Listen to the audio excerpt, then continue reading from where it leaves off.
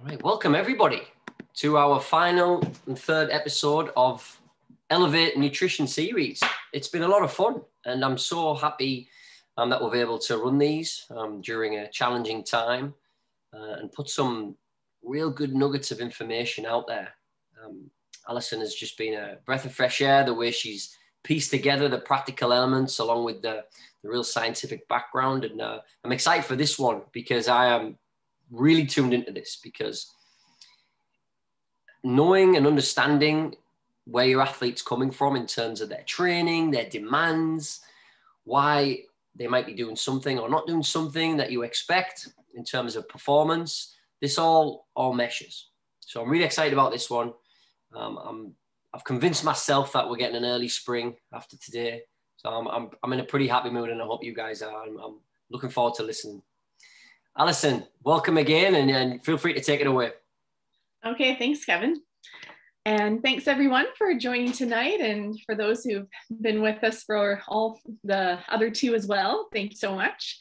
So yeah, we'll dive right in talking about sports nutrition for coaches to support their athletes.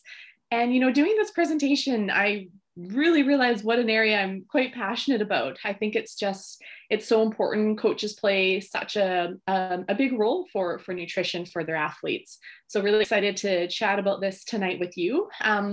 Just once again, feel free to, if you have any questions, can put them in the chat, and I'll be checking it. I might be glancing over here because I've got the chat over on one screen, but feel free to put anything throughout the presentation in there, and we'll also leave some time at the end for questions as well. All right. So for those who have been here the past 2 weeks, you know me by now, but I played many sports growing up, but my background was primarily in competitive golf, and I played at UVic there, and then down on some mini tours in the States, and then went back to school for a master's in kinesiology, and was really interested in the mental side of sport and how that impacts our performance.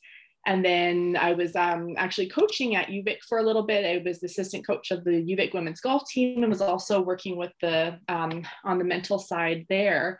And that was one area among so many others that I just became so passionate about the nutrition piece as well. And then decided to return to school to become a dietitian and really combine these two areas. I truly believe that they're quite linked, and I'm just really fascinated by how these different areas, the pieces of the puzzle, can fit together and impact an athlete's performance. Perfect. Okay. So yeah, I always like to just give an opportunity at the beginning. If there are any particular topic areas you'd really like to learn more about, or that you're hoping that I'll touch on, just give you a minute or so to write a few things in the chat box there, and just making sure we'll touch on them. So I see one here. Awesome. So for later, how to get the most bang for your buck for athletes that are very resource limited because of their family income level drops. Yeah, that's a great comment. So we'll touch on that. But yeah, go ahead. Feel free to put anything in the chat if you like. And also, I'm really curious to just hear what sort of sports people are coaching or from. So I've heard soccer, rock climbing, and karate. If there's any others, just please feel free to go ahead and put those in the chat. I think it'd be just, really helpful to hear what sports everyone's involved with. So give you a few seconds to jot a few things in.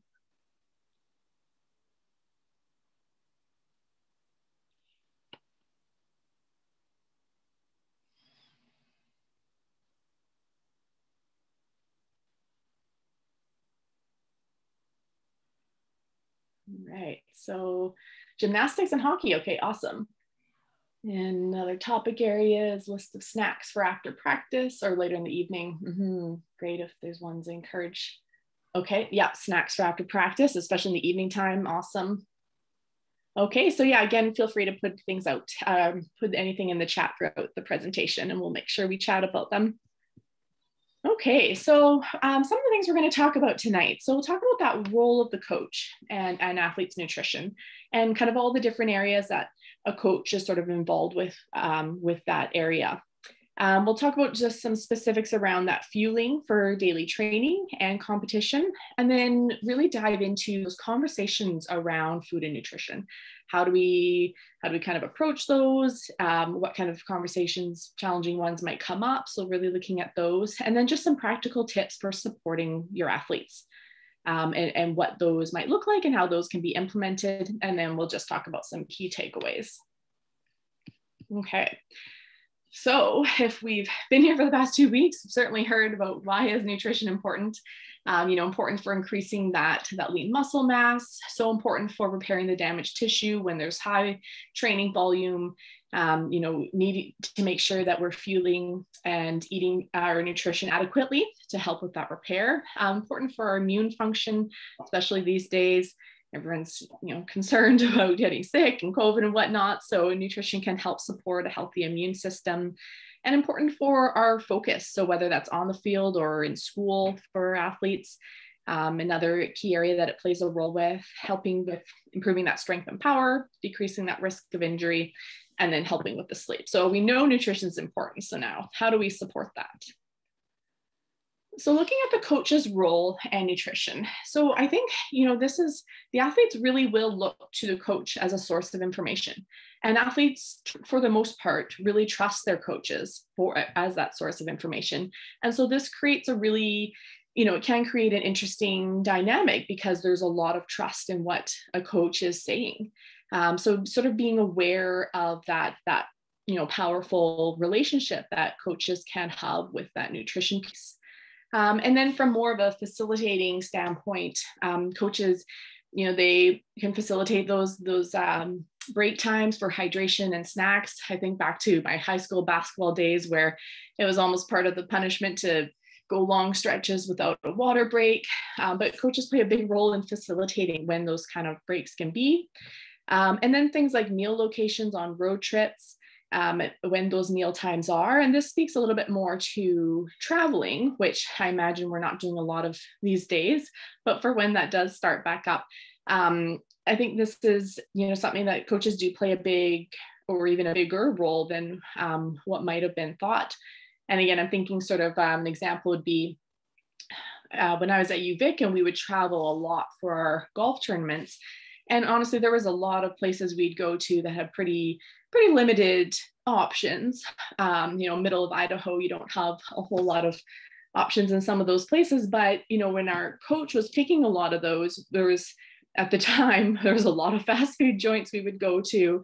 We had sort of some restrictions there, but there is an important role there. So just, we'll talk about kind of facilitating that and working with our athletes to help with that. And then coaches have the opportunity to, kind of help with healthful food choices and the availability. And this isn't always, of course, coaches don't impact the home environment or at school or whatnot, but there is often an opportunity for helping with that on some of the traveling in different locations or just food that's being provided.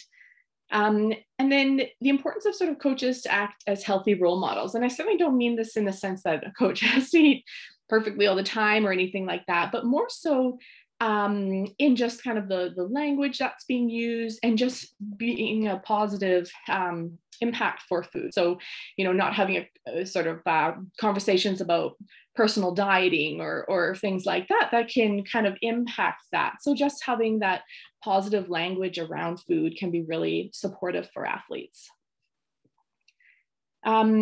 Other areas as well, helping athletes incorporate nutrition to their training plan. So, again, when we're thinking, okay, we've got our strength and conditioning training, maybe there's some mental training in there. Nutrition is another piece that can absolutely have a plan for. And we'll get into this later, and there'll also be sort of a handout on how to help create this. And then coaches can help assist with setting nutrition targets. And these could be things like, just incorporating more vegetables, like kind of those really healthful goals. They're encouraging to sort of plan healthy choices at home or at school or on the road, and just sort of keeping that top of mind.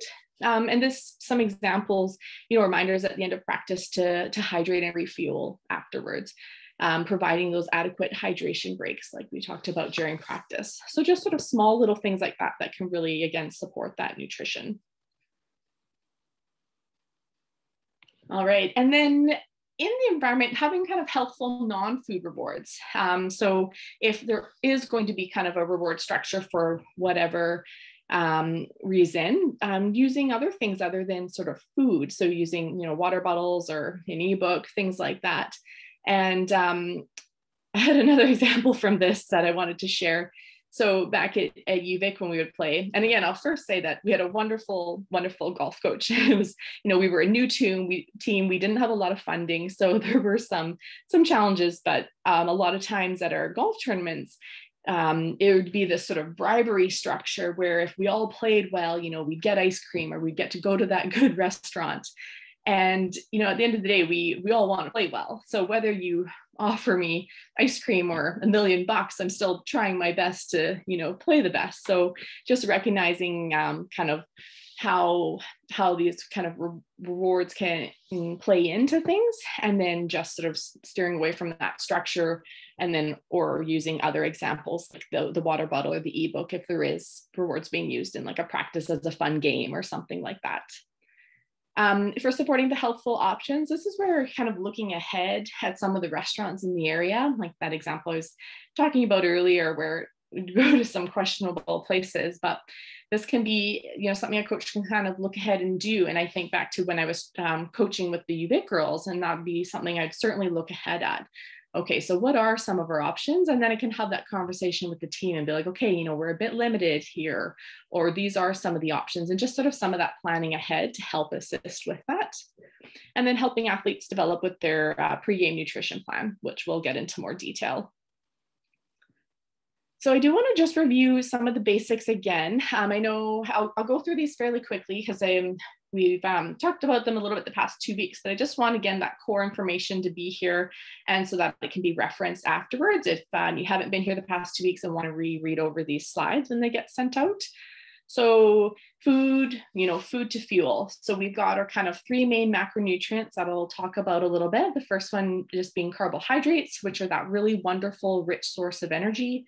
They break down to that glucose, which is so important for providing that energy for our muscles and for our brain. Glucose is that preferred fuel source.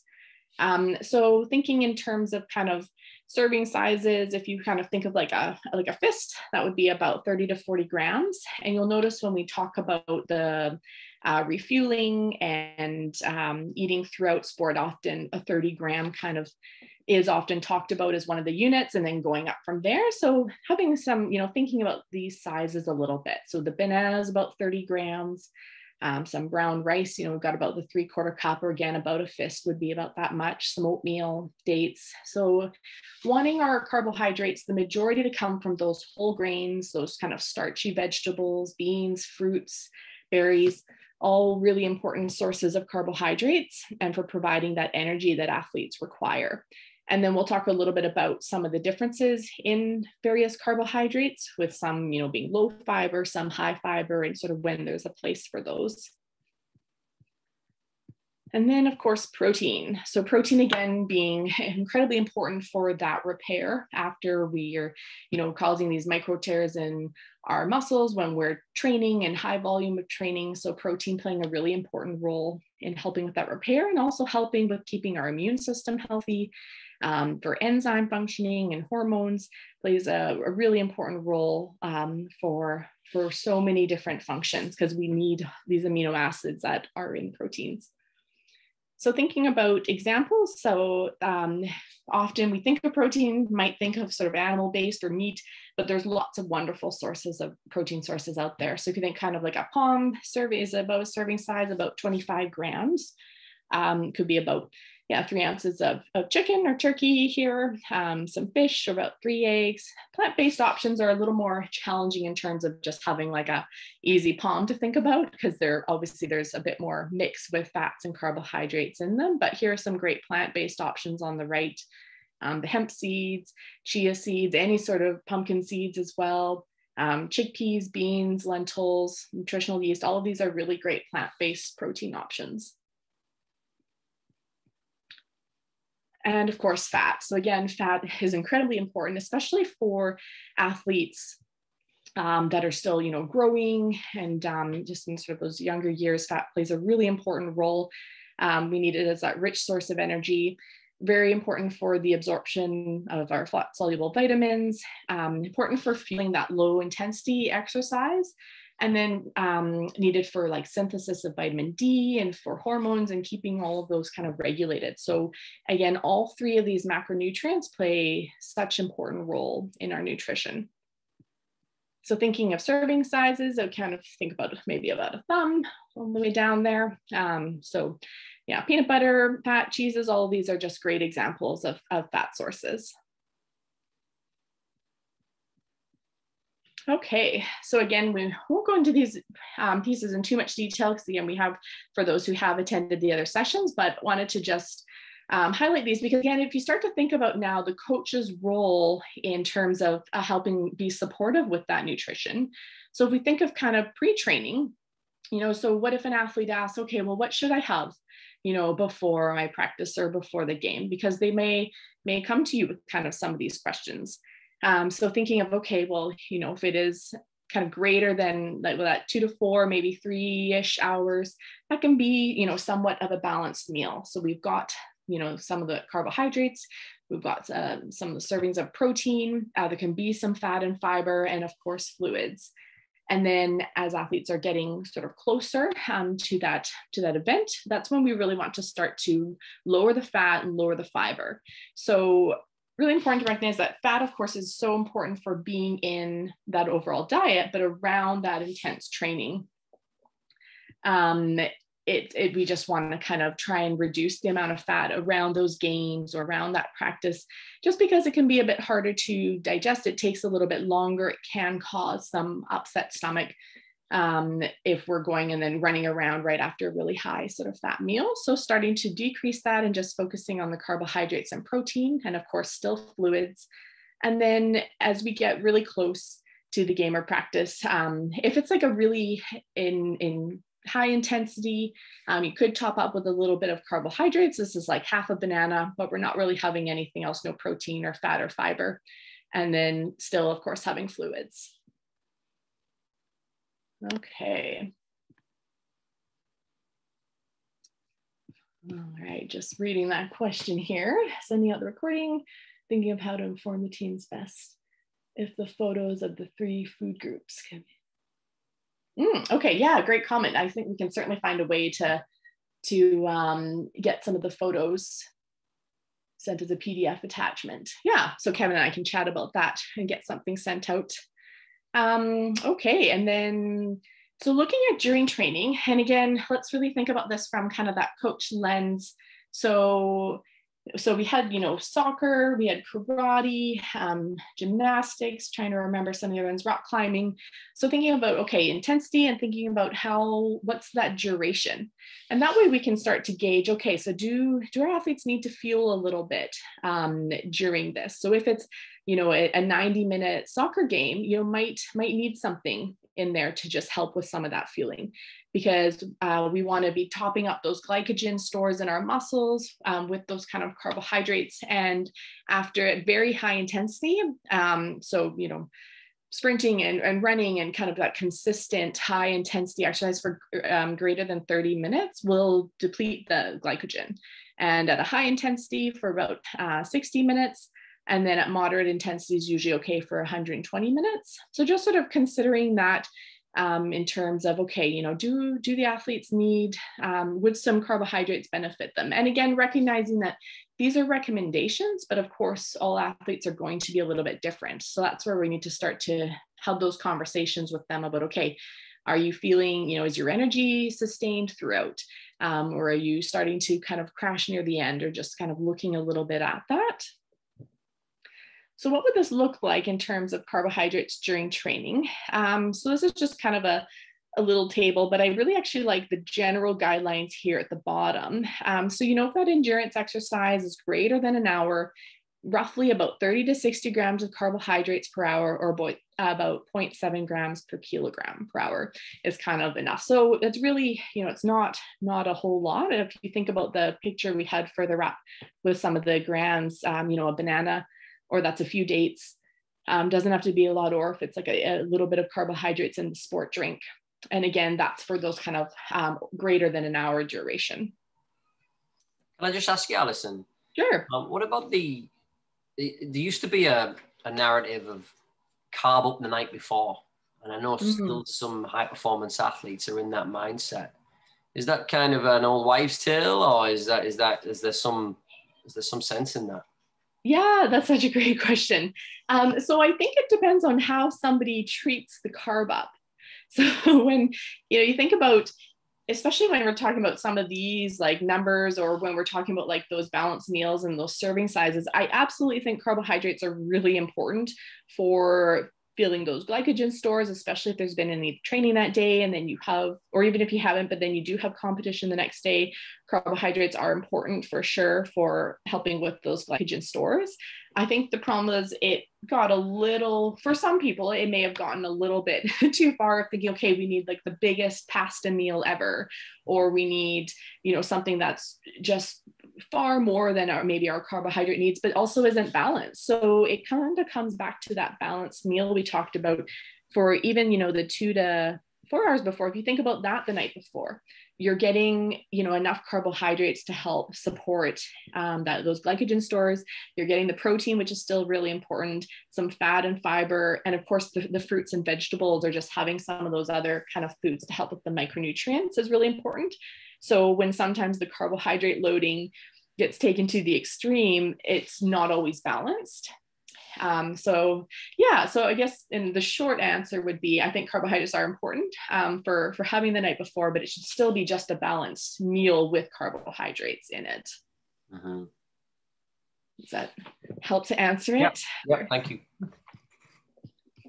Yeah, great question though. So in terms of just some examples of those easy to digest ones, I just wanted to throw a few in here for that could be useful during those competitions. And I've actually got a homemade sports drink recipe in here at the end that we'll talk about, because it does often come up like, do we need sports drinks, or kind of how important are they? So I've got a sort of a little checklist to go through, and then a little recipe there as well. So we'll talk about that. But these are just some great examples because they're easy to digest carbohydrates. So here we have, they're low fiber. They're going to provide kind of quick source of energy, help with some of that glucose like we talked about last week. So getting some of that glucose into our bloodstream to help support the glycogen. And then we're going to be using this fuel right away to support our performance. All right. And then optimizing recovery from the coach standpoint. So this, again, if we think about, the practices or the games, some just encouragement with, okay, the importance of that post-training or post-game recovery. So especially this becomes particularly important when there's back-to-back or games within a short period of time. So, if there's another game within 8 hours, or I would even say, within the next sort of 24 hours, you'd still want to encourage to have some carbohydrates and protein within that 30 minutes after, just to help optimize that recovery. And yeah, so these are just sort of general rules, but there is a lot of research to support that sort of 30-minute window. And then, of course, if there isn't another game or anything for a few days, if it's, within 60 minutes or whatever, there's a little more leniency with it in terms of optimizing that recovery. But again, wanting to have those carbohydrates, that protein and fluids immediately sort of post-training or post-game, and then having that balanced meal within 2 to 3 hours. And this just has a little kind of guideline at the bottom here. So if you're thinking about if somebody really wanted to be specific with this, and they would take their weight, if they know it in pounds, they're dividing it by 2.2, multiplied by the 0.8 or 1 gram here at the bottom. And that would give kind of a rough carbohydrate target. And then do the same with the protein. And that's just kind of an easy way if you want to get really specific with it. But again, typically, a banana, some Greek yogurt, or some rice or something like that is going to be really supportive in that for that post-training. All right, so here's where, during multi-game and tournaments, I think particularly this is where coach role can really come in, especially if, if that next game, so like we talked about, if it's more than 3 hours away now, athletes can have something that's fairly balanced. So some fat and fiber, okay. But if it's less than 3 hours, choosing again, starting to be a little bit lower in fiber, lower in fat. And then this is where there's going to be some individualization. So if the next event is 1 to 2 hours away, so this is a tournament where there's multiple games in a day or something like that. And if an athlete typically gets a nervous stomach, sometimes just having something that's like a liquid snack, again, that carbohydrates and protein can be helpful rather than having something that's sort of more food-based, especially because when we have a bit of a nervous stomach, that we're in more of our fight or flight mode. So we're not digesting food as sort of quickly or as normally as possible. It's sort of on hold because our body it's nervous and it's directing our energy away so that it can, be ready and be on guard. So that's where sometimes having something that's like a liquid snack, like a drink of some sort, might help with certain athletes. And then just again, encouraging the drinking water throughout the events, drinking 1 to 2 cups between events and just sort of always sipping on that throughout the day. And then that focus on familiar foods. And again, we'll get into this more when we talk about designing that sort of pre-game nutrition. But whenever it is in a tournament or around games, we do want the focus to be on familiar foods. And I played a little video last week about Usain Bolt and how when he was at one of the Olympic Games, and there was a lot of sort of different options, different cultural foods. And so he resorted back to his chicken wings because to him that was something familiar. And although that may not be the highest recommendation of foods, but it was just for him, he's like, well, it's something that I know and it's something that's safe. All right, so getting into a little bit about those conversations around food and nutrition, because I think this can be, these come up a lot and they can be challenging, tough. So just sort of recognizing how to approach them and what kind of things might come up. So I didn't ask what kind of the age groups that people are coaching, but again, feel free to put maybe your age group in the chat if you like. But typically these days, there's a lot of discussion of diets, especially if athletes are in schools and whatnot. There's a lot of that out there. And the sport environment does not need to be one of them. Doesn't need to have a focus on certain diets or fad diets. Athlete nutrition is about being supportive. It's about helping that athlete move and to throw and to kick and to really, truly play and have the energy to be at their optimal performance and have the energy to train and be able to recover so that they can keep on training and playing their sport. So it's about being supportive. And the focus, should always be on health. And although we'll talk about it from a performance perspective, it's always rooted in health, and that's going to be that foundation. And then just wanted to touch a little bit about, sometimes there may be an assumption that if there's more muscle or if an athlete is leaner, that they might perform better. And really, this is the case. And I'm going to give a few kind of examples here as to why. So the first one's actually with an LPGA golfer. Might have heard of her, Lydia Ko. Phenomenal golfer, especially at a very young age. She was winning major championships and really rose up quite quickly. And she went through a period of time where she lost quite a bit of weight, and she's quite a small or shorter person to begin with. And so she lost, probably about 15, 20 pounds. And just on her, that was quite a bit. And so she was a golfer, like I mentioned. And this, it really led to not only decreases in distance, because of course, with less weight, she wasn't hitting the ball as far, but when we have significant weight changes, it can start to impact like the biomechanics and the kinetics of that movement. So her golf swing, not only was she losing distance, but it didn't have the same accuracy as before. Those swing planes and the angles, they can kind of change with that. And although she certainly she put a little bit of weight back on and started to improve and has gotten used to that and adapted, really impacted her game for a little bit. And then so you might be thinking, well, that's golf and maybe it doesn't matter as much sort of about those things. But another example would be a swim team that actually was working with a number of years ago. And this was actually more when I was working in the the mental side. And the coach was very focused on the athletes being very lean, and really thought that that would help shave off time and really impact their performance. And there was 2 athletes in particular that this was really starting to impact, and just this sort of pressure on it.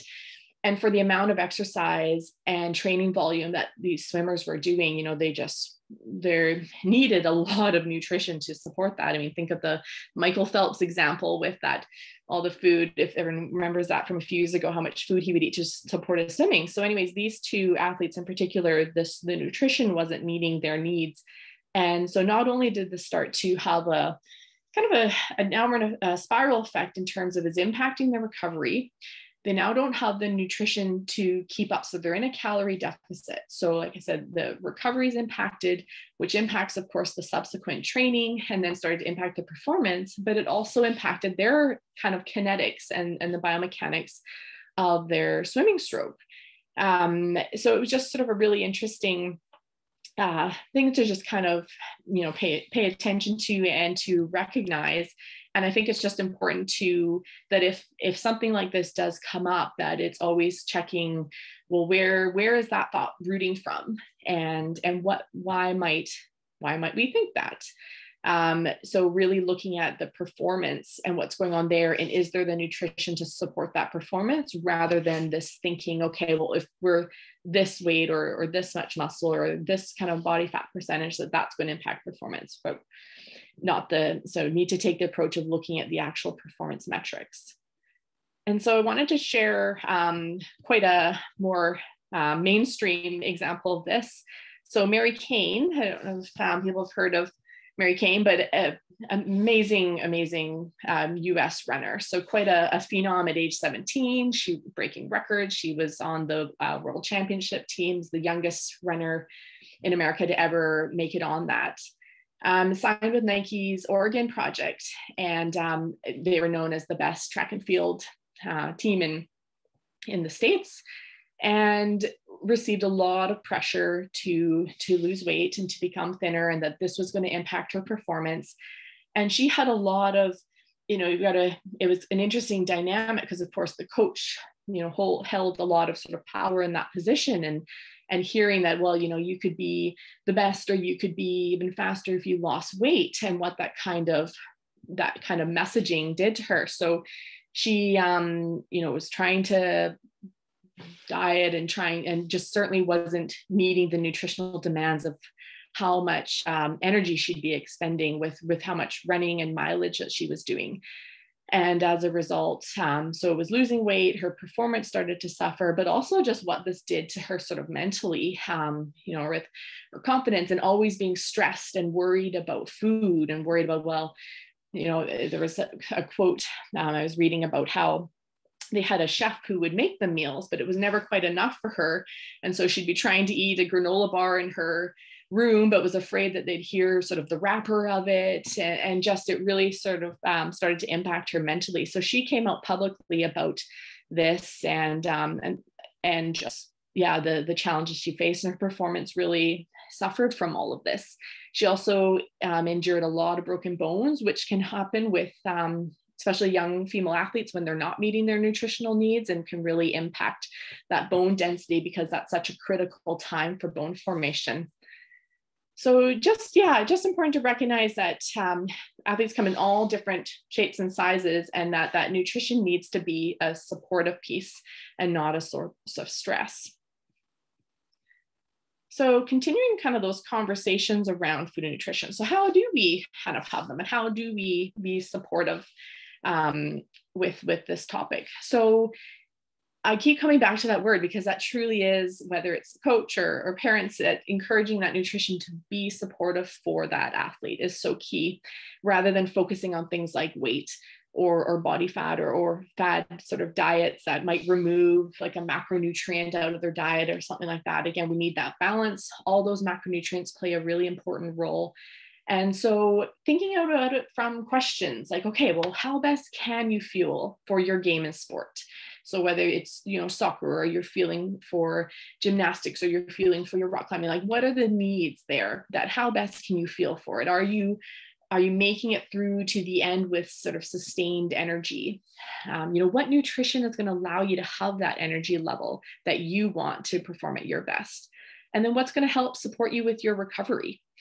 And when should that be? So kind of asking more, coming at it from these questions, and just how can it best support that athlete? And then, having trust. So if you're, traveling with a team and then at meals, kind of staying away from those comments if an athlete's going for seconds. And gosh, I think back to when I was golfing, and it was quite a concern because for some of us on the team, because there was always a comment associated with how much food. Well, how would my coach know how much I feel that I need? So trusting the athletes that they, are being in tune with that. And if you're having some of those concerns that maybe that they're out of tune with that, then that's where it's just coming from, that kind of supportive questioning approach, but staying away from the comments like, oh, you've got, going back for seconds or things like that can actually be really impactful for a lot of athletes. So kind of staying away from those. And then taking a positive approach for food. So all foods can fit into a healthful diet. So yes, it's important for, we'll talk about the quality of food, and absolutely that's important, but all foods can fit in at some point. Obviously, we would love for the foundation to be high quality and, lots of fruits and vegetables and high fiber and whatnot, but just kind of coming at it from that very positive approach that we aren't, criticizing certain things that can have a place in there in the diet. And then just avoiding judging, because again, we don't always know what someone's going through. And so again, we want to be supportive. So if there is something that comes up, and Kevin, we can even talk about your example in a second, but yeah, so just avoiding some of those kind of judging comments, and instead trying to understand, okay, what might this person be going through? What if they're struggling with food skills at home? What if there's with COVID right now, financial implications, and it can be really challenging. Food can be expensive. So recognizing that there could be that area there, or, there's just not a lot of support at home with sort of meals and prep and things like that. So just not recognizing we don't always know what someone's going through. So how can we support that? Are there resources we could give for helping with food skills? Are there tips for helping with finding low-cost food options? And, there's so much information online, but some of it, can provide help, great resources for this. And I certainly can share more on these areas if people are interested in some of those resources. Yeah, I'll just jump in there, Alison, if you like. Perfect. Yeah, I think also it's very much about timing and understanding the environment as well that you're currently in. So I had a situation traveling over to a final with a high level team, and several players, athletes, getting stuck into cheeseburgers, fries, pop, so not your optimal pre-final snacks and food and fuel. So I really had a fight with myself to say something or not, and I didn't say anything. And we performed well, ended up winning the final, which was great. So it was a kind of almost a weighing up the pros and cons of addressing that there and then. I think it would have been an adverse effect if I'd addressed it then. Maybe as a younger coach, I probably would have maybe gone in there, shot from the hip, and said, what are you guys doing? But I think with experience and doing these kind of educational workshops helps you within that. And also sometimes I just want to add, Alison, is a lot of people have, as you know, have traditions and habits. They need to have certain meals in the morning to get themselves mentally prepared. So I think trying to meet them halfway or get a compromise, like if you have that meal, that's fine. But what about taking out this and adding in something a bit more nutrition and have that, but you can still have that meal to satisfy that habit. So I just wanted to share that experience I've had, and I'm sure coaches online have had similar. So just be careful of the environment that you're in and around, and the sensitivities. Mm-hmm. Yeah, thanks, Kevin. It's such a great example, and I think absolutely, things like that will come up, and separating some of the things that we're thinking and looking at, okay, so, we're heading into a tournament. Is this the right time to address this? And I also just think this is where some of that prep ahead of time, which we'll talk about with kind of coming up with our pre-game nutrition plan, because then we can come at it from an educational standpoint of, okay, what's going to optimize your performance? Like, I know you guys want to play your best. We all want to play to our best. What's going to help sustain our energy throughout this game and throughout this tournament? And then looking at some of that, the educational stuff there. Okay, so now let's look at how can we come up with a pre-game nutrition plan? What might we want to eat the day before? Because honestly, a lot of times we don't realize what we're eating before or the day before, how that impacts the next day or even the next 2 days. And it absolutely can, especially when we think of things that, or if they're crazy high in something like sodium, even that can really impact things with like fluids the next day. So just recognizing how important it is to have that nutrition leading up, but coming at it from that educational standpoint ahead of time. So I think that's just, such a good example and such a great point about just paying attention to the time and place and when also might it be appropriate to have kind of the conversations, and how do we not make somebody, guilty or get picked out because of something that they chose. So thank you for sharing that one.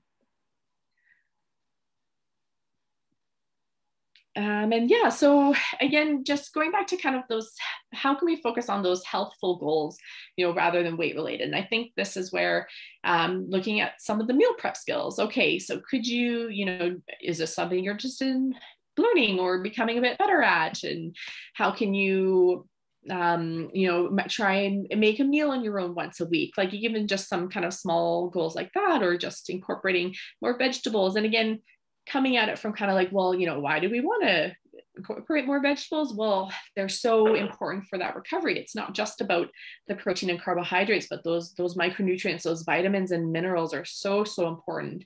And our fruits and vegetables are just packed with them. So having those to help support our recovery. So seeing, okay, is there, even one meal a day, we can try and just incorporate a few more of those and breaking those healthful goals down for athletes. And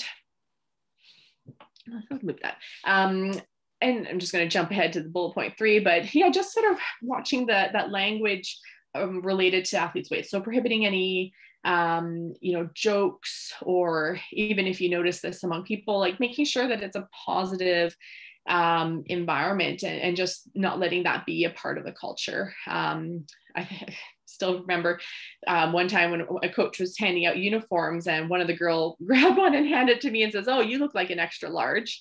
And just sort of, those things kind of, and that's like 20 years later. And I still sort of remember that. And I think it was rooting from just being tall, but just recognizing that, they're being careful with some of the language and jokes that might be going on and not sort of having tolerance for that. And recognizing that, if you are concerned about an athlete and any disordered eating, that you have sort of support people that you can refer to. There's wonderful sport dietitians who work in this area and people who aren't dietitians that work in some of that kind of disordered eating. Just have those support people, or have those people in place that you can refer to if you are getting concerned about that. And then also recognizing that, both male and female athletes can be impacted by some of those, conversations or hurtful things about weight.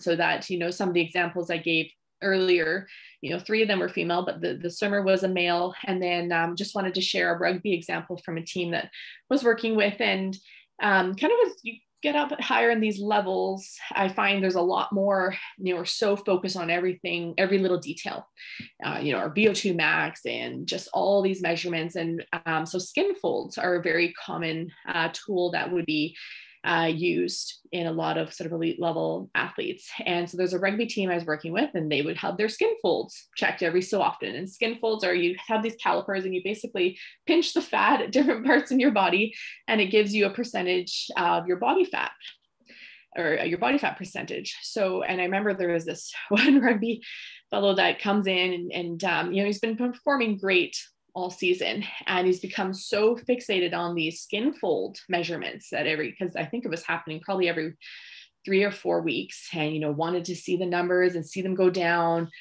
and to see his face fall, how upset he was when he didn't see the skin folds decrease, when he didn't see his body fat percentage decrease, and just how impactful this was on him. And, you know, I don't possibly know what those would have even helped with him. His performance was great. His metrics on the field were great. Like, all of those things, you know, were fantastic. And it started to really impact sort of his confidence, and then became really stressed around food.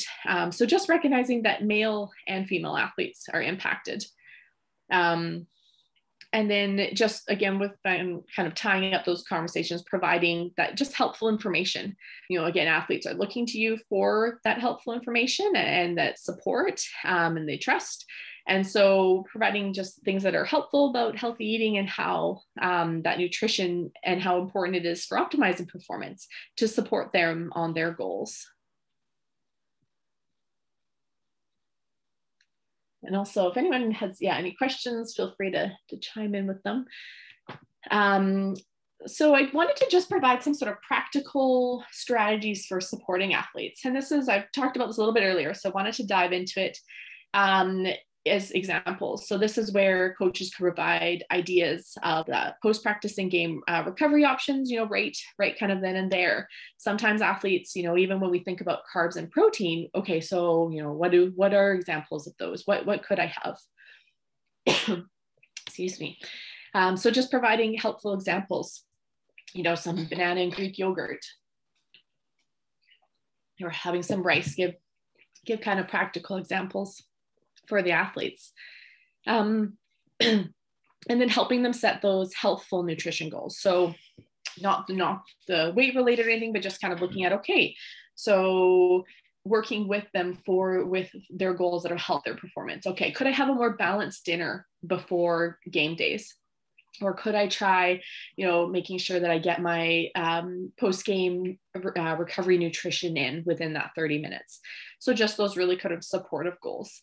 And if athletes are interested, they can certainly you know, journal about their food, and then looking at their energy levels, and looking at their gains, and looking at their sleep, because that's what's going to help provide that really helpful and insightful and become more sort of intuitive information. So I like to encourage doing this by hand and paper. The reason being, I've just found a lot of food and nutrition apps tend to become very calorie focused, and, you know, even things like MyFitnessPal, and then they tell you to enter a weight, and they tell you, oh, well, you're, you know, on this track for reaching your goal weight. And it just sort of takes the shift away. Whereas if we're just sort of writing out what you had, you're more focused on, okay, what were the foods I had that really worked for me today? And what were the ones that, okay, I felt really lousy, like I was really struggling here. Why might that be? And it's a lot easier to kind of look at that, and then from there, making a bit of a plan. So if they are doing some tracking, again, I think it can be really helpful. I think it can be really eye-opening sometimes seeing what you've had in a day, but encouraging it for the purpose of learning about their bodies and learning about their nutrition needs, and just helping them become more in tune with that, and looking at the kind of, with the energy and with the performance, and how are they sleeping, because all those things are related. And so I do have a handout here that Kevin, hopefully you can send out afterwards. Yep. And it just has, actually, maybe I'll share it right after this next slide, just to sort of show you what that can look like. But another area of kind of practical support is developing that pregame nutrition. And this is what we're talking about, Kevin, with your example. If there's opportunities to kind of have these in place ahead of time. And then even thinking, okay, so if we're traveling, so are we going to be on the ferry, or are we driving and stopping somewhere? What does my plan look like, so that I'm ready to go? I know what's going to support me.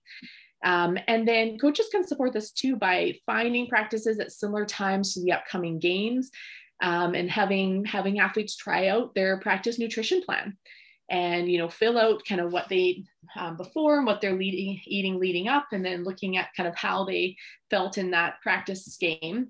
And then they can tweak it from there, so it becomes familiar. And, you know, I would do something similar when I worked more in the sports psych area. We'd have a mental plan leading up. So kind of with the nutrition, it's no different. We want to make sure that we can control the things that we can control and take the stress out of it.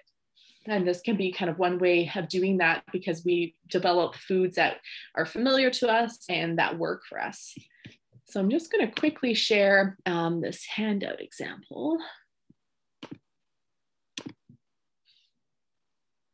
Okay, did that pop up here? Mm-hmm. Okay, so this is just an example. And again, this is by no means a recommendation of like how much or anything like that. I'm just trying to put together an example of how you would fill it out. So this could be the game day nutrition plan. So I just picked sort of a 90-minute soccer game and thinking about, the game conditions. Okay, so this one's fairly cool in the morning. It's a morning game. It might start to heat up after the second half as we get more into mid-morning. So thinking about, okay, well, my stomach's sometimes a bit off early, so I'm going to have a light breakfast. A few hours before. It's still fairly balanced. I'm still getting some protein, some carbohydrates and fat, and hydrating. And then looking at, okay, what do I want to have something a little bit closer to the game? So in this, I put a half a banana here and sipping on water. So just sort of an example for an athlete to kind of go through and think about, okay, what do I want my game day nutrition to look like? And when can I get my recovery nutrition in? And then I've got it kind of prepared ahead of time. So there's an option here to just sort of have an athlete fill it in themselves and be, very easy to make, and then can sort of tweak from there and notice, okay, so I had this, but I actually felt like I was getting a bit hungry shortly through. So need to add a little bit more. And then just an example of sort of nutrition journaling. So something just like this, writing down the time when they ate something, food and drink. And then here's where we're tracking, okay, how is my energy and my performance and my focus? And just really a simple way. It's not being focused on sort of calories and things like that, but it's helping an athlete just become a little more in tune with what am I kind of eating in a day and what's best supporting me throughout that. So I'll just switch back here. Yeah, Alison, I think that's just an amazing tool, the journaling. I mean, it's something so simple. But I was just talking to Jackson, actually, your boy Jen, just recently, how just even if you can just do it on your practice and game days, just how you felt, what you ate, and if it was a bad performance, maybe you can track it back. And likewise, if you had a great game or a great performance, you track it back, and then you've got that data. And kids these days on their phones or on their devices, they can track all that. It's just such a powerful tool, and they can just really own their own success. Yeah, absolutely. And it's so insightful. You really do just learn so much from going through the effort of just doing it and jotting a few things down. You're right. You could jot this down in your notes on a phone. If you really don't like doing pen and paper, maybe I'm just too old school, but for kids who do prefer to do it that way. But yeah, just sort of jotting down those main things, looking at that performance. And, when you have a few of those over time, you can really start to make some links about what's working best. So just want to touch on sort of nutrition when traveling. And, again, I know we're not traveling much right now, but I feel like this is something that coaches can be supportive in, again, with helping build these habits, especially for some younger athletes. And so again, another example, sorry, lots of golf examples tonight, but when I was at UVic, we did lots of traveling. For golf, we were always traveling into the States.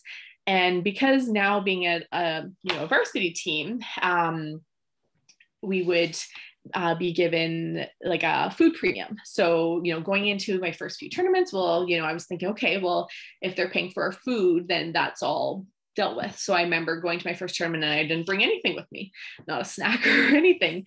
And the stress that this caused multiple times when I sort of forgot or wasn't prepared with this was really eye-opening, and a lesson that I did never neglected in my final year of playing golf. But when some of these things are out of your control, so if you know that there's going to be limited options for food, if you know there's going to be a long travel time or a long time in the car, just things like that. So having a bit of a checklist so that athletes can create these habits for themselves moving forward. So starting off with kind of the checklist and then empowering them to think about, okay, what's your own checklist? What are some of the things that you want to have with you? So by the end of my last year in golf, I always made sure I had healthy snacks with me, just some options that I knew. And when I say healthy, I mean things that were helpful for me. So things that I could digest and I knew would sit well with me. And they could be things that I could bring on the golf course as well, or when we were in our 16-hour driving van to Idaho with very limited stops, I'd have these snacks with me. So when you can have when you take kind of control and ownership of that nutrition, it can really make an important difference, because a lot of these things become out of your control. Breakfast was another example. A lot of times we would be in these hotels, and I remember once all they had was these massive cake muffins.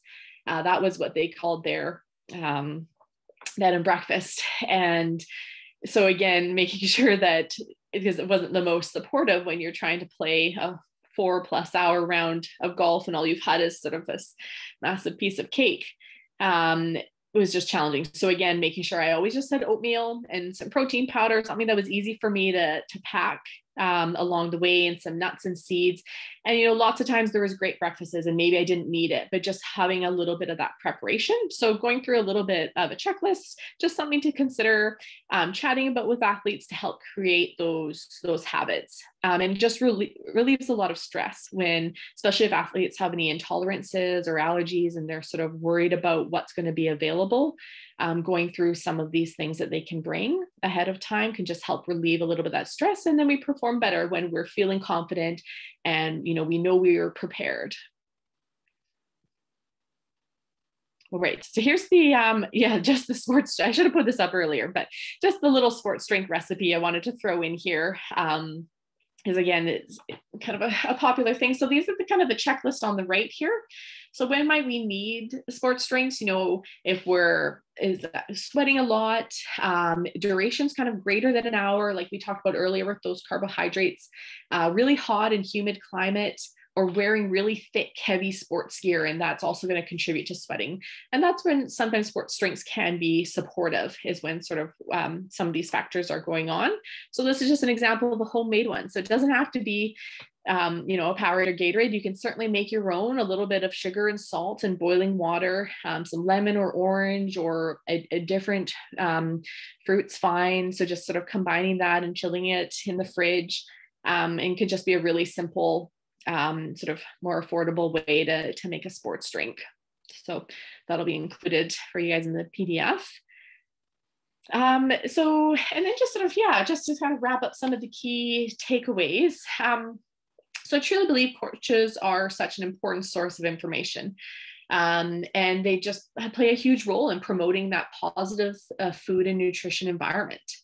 And, recognizing, I hope that kind of a big theme is that nutrition is that fuel for athletes. So we want it to be supportive. It helps them train and perform at their best.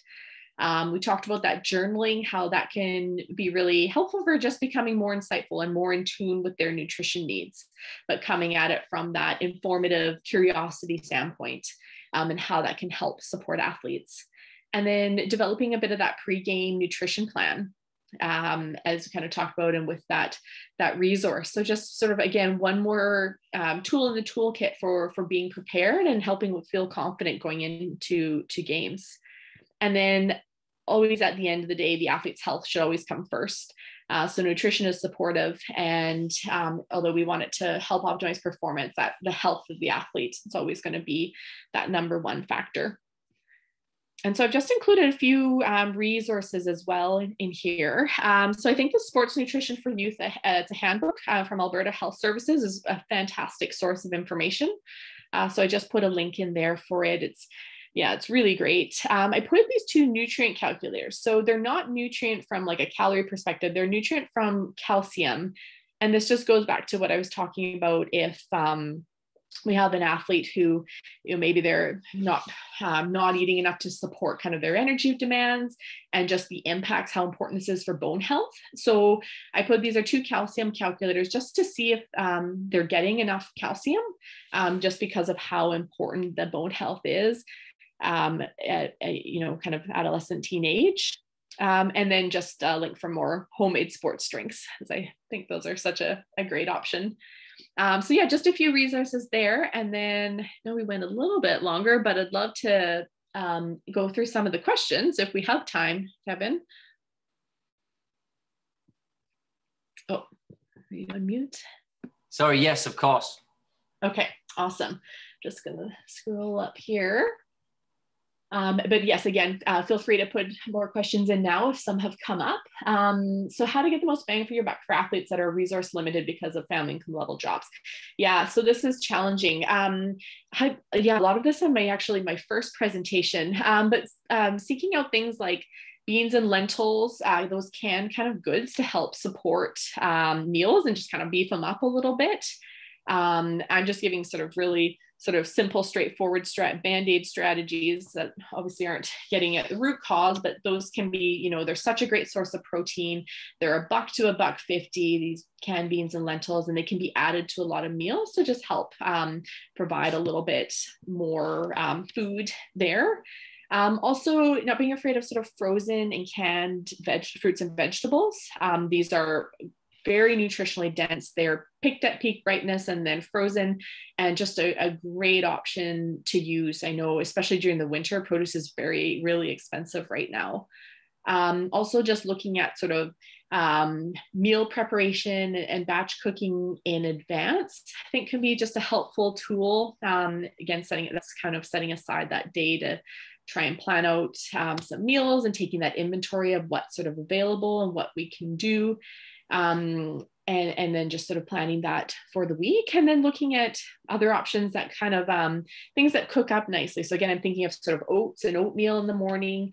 Batch cooking, that can be a great option for making a pretty cost-effective breakfast and then having those ready. So those are some of my top tips that can help. But again, yeah, it's a challenging one. Food expensive, and they're challenging times right now, especially with COVID and everything. But if I can, provide more resources after, I would definitely be happy to. Alison, where do you stand on canned seafood? Is that a good source of protein and fats? Yeah, so canned tuna, canned salmon, absolutely. I think they're great. I mean, the only concern that comes to mind is if you're eating them every day and the mercury content of, say, tuna. But absolutely, they're fantastic sources of protein. You're still going to get, some of the omega fats in them. So yes, I think they're just it's a great option. Yeah, that's a great one. Thanks, Kevin. Yeah. Feel free to throw some more questions in the chat if you want to. I'll just tell you a little story. I was listening to a podcast recently from an Olympian, 5-time Olympian, and you'll never guess what was the most popular restaurant attended at the Olympic Village in Beijing recently. I'm going to guess KFC or something. McDonald's. Oh. And the context is that only 1% of the athletes at Olympic Village are going to probably medal. So a lot of them have worked hard all year, that they're just living it up at the Olympic Village. And that's the rationale behind it. But I guess it's a message for us that, we've got to educate athletes and our peers, but also as well, we've got to approach life with a bit of a balance as well, I think. But if they work hard for it, then they can have a little cheat now and again, right? Yeah, absolutely. And at the end of the day too, it's their choice. They want to have it. So yeah, absolutely. It's all about that balance. So let's see, we've got possibly a list of snacks for active practice when it's later in the evening. Yeah.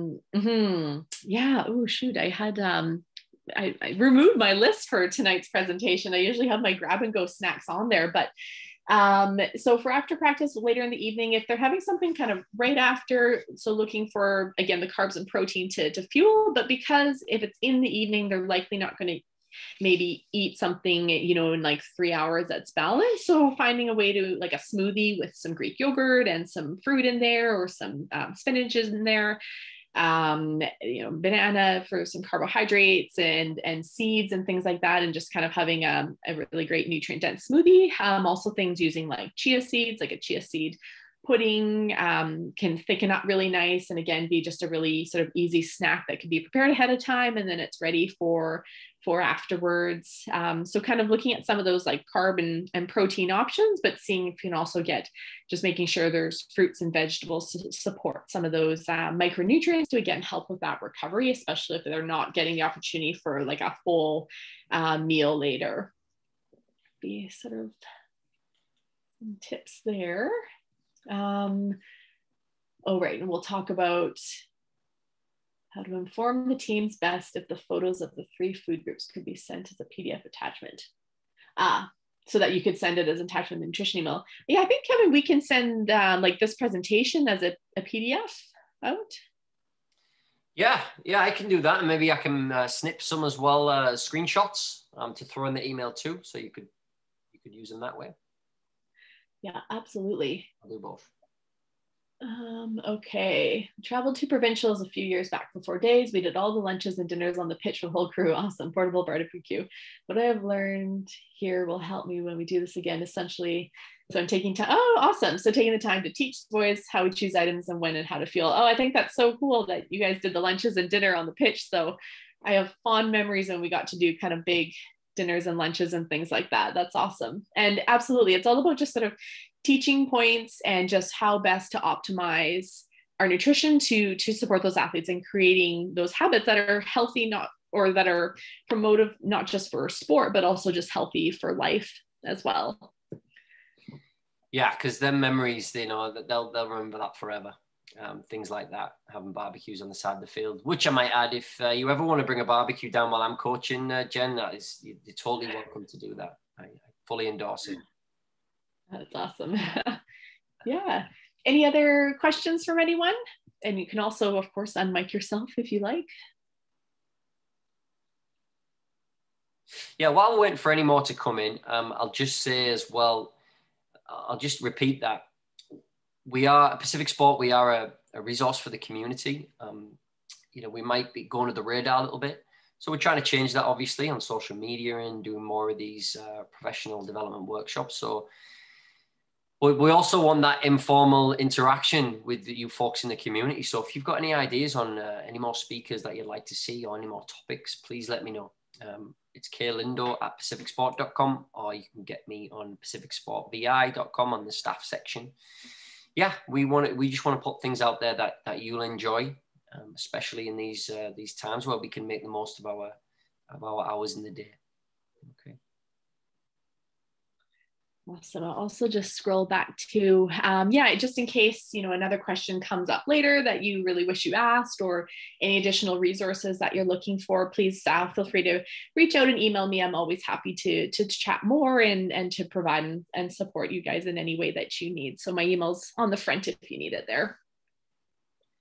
Okay. And I'll just add one more thing, actually. You can go on our YouTube channel and see past presentations. Since the lockdown started in March, we went on a bit of a tear, and we were doing almost one of these a week.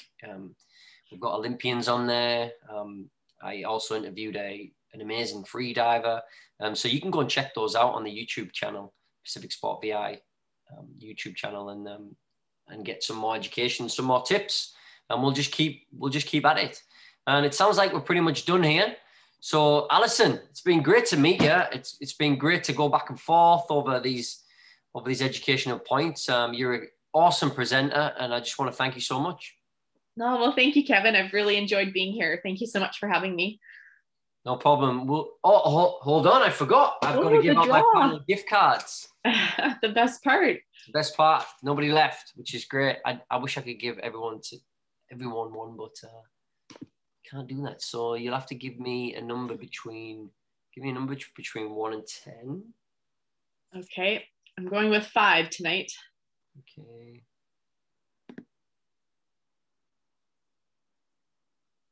Jen, you have won a $50 gift card. All right. For POM Natural Market. Can you give me another one, please, Ali? Number 1. Well, I need another number. Ali has already won one. Oh, 7. Okay. Neil, you All have right, won Neil. a $50 gift card. So Neil and Jen, I will be sending that to you. If you wouldn't mind just sending me an email confirming your address, that would be great. And I'll get these in the mail.